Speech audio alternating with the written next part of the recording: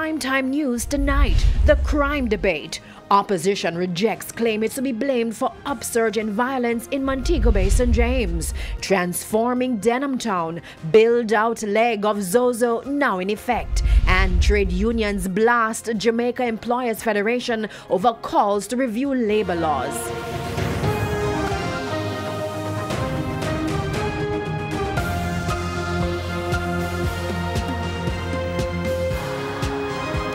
Good evening and welcome to Primetime News on air and online at onespotmedia.com. I'm Archibald Gordon. And I'm Janella Precious. Also this evening, the top business stories, and Herman Green has our preview. Thanks, Janella. Well, the depleting conch resource in Jamaica has triggered a ban by the government, but not all stakeholders are pleased with this. We'll give you the details in the business day.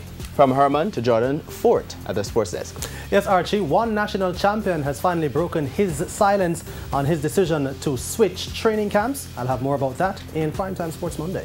There's also sports commentary, E-Prime, and weather in this newscast. But before the break, the feedback question. This evening we're asking, what are your thoughts on placing a special tax on sugary drinks? You can share comments online, facebook.com/Television Jamaica, and tweet us at Television Jam. Stay with us. Primetime News returns right after this break.